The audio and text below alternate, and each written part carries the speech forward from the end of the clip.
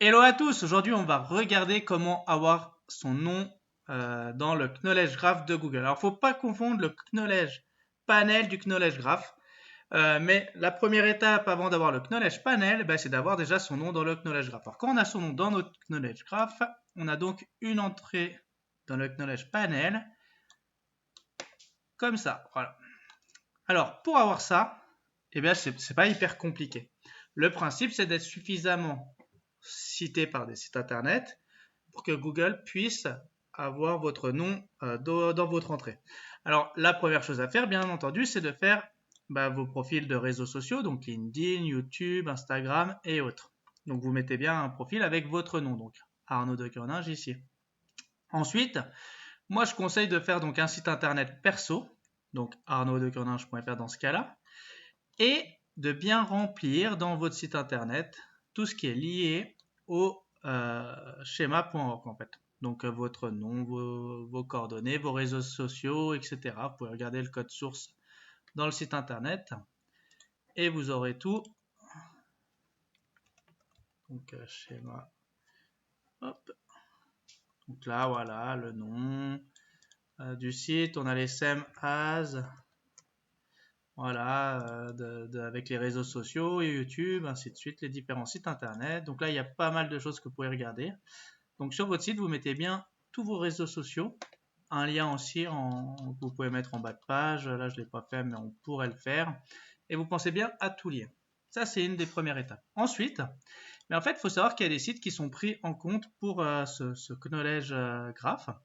Et ils sont plus ou moins, comment dire, ils sont plus ou moins importants et connus. Alors bien sûr, il y a Wikipédia, Wikidata qui sont vraiment le Graal. Hein. Si vous avez une fiche dans Wikipédia, Wikidata, vous aurez tout de suite quasiment une entrée dans le Knowledge Graph. Pour autant, c'est pas facile de rentrer dedans.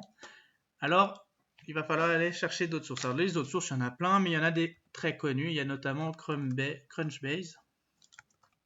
Hop, voilà. Et on peut... alors bon, il y a la vérification, voilà. Donc là, on peut créer des profils de personnes. Hein, et en fait, si on crée, on va bien sûr bien mettre son nom, son Twitter, son LinkedIn et ainsi de suite. Et si on crée bien tout ça, et bien en fait, c'est ce genre de site internet qui va nous permettre d'avoir notre entrée dans le Knowledge Graph, en fait, tout simplement. Et ensuite, le Knowledge Panel, l'étape d'après, c'est que plus vous allez avoir de citations, et plus en fait vous allez avoir de chances d'avoir votre Knowledge Panel qui apparaît pour votre nom. Généralement, on voit que dans l'interrogation, on a un score. En fait, quand le score est petit, on n'apparaît pas beaucoup. Et quand on est très connu, par exemple, on va prendre Emmanuel Macron. Voilà. Mais là, on a beaucoup de citations et donc là, on a beaucoup de liens vers notre fiche. Et donc, on va avoir un knowledge panel directement. Le truc, c'est quand on a après suffisamment de knowledge panel, il va s'apparaître directement en fait avec notre recherche. On voit là les différents profils des réseaux sociaux et après, forcément, il y a les entités liées avec ça. Donc lui, après, forcément, c'est le président de la République. Il a une fiche Wikipédia. Donc de base, c'est bon. Mais il y a aussi tous les réseaux sociaux ici qu'on voit. Et en fait, le truc, c'est que sur ces noms-là, alors les plus connus, c'est pas super intéressant.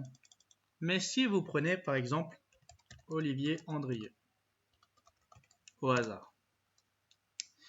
Donc là, vous avez son site perso. Et en fait, vous allez vous rendre compte après, il a une petite fiche Wikipédia d'ailleurs. En fait, ici, vous allez avoir plein de sites internet qui apparaissent et certains, en fait, c'est eux qui vont servir en fait à faire les entités du Knowledge Graph. Et qu'est-ce que vous pouvez faire?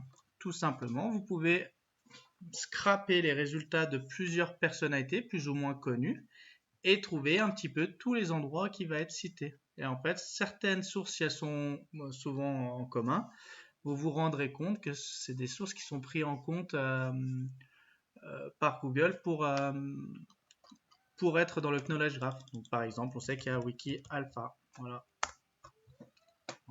Ça, si vous faites votre fiche Wiki Alpha, et ça aide en fait à faire. Alors, ce que j'aime bien, moi, c'est après faire les liens dans ce genre de fiches pour vraiment avoir, comment dire, des liens entre nos différents profils, nos différents réseaux sociaux.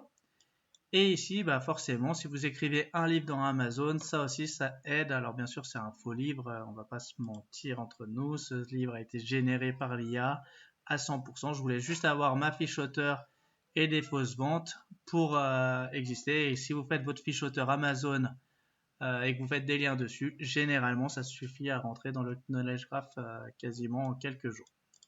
Voilà, j'espère que cette première vidéo vous aura aidé à comprendre un petit peu comment entrer dans le Knowledge Graph. Et on regarde bientôt pour avoir plus d'infos sur le Knowledge Panel. À bientôt.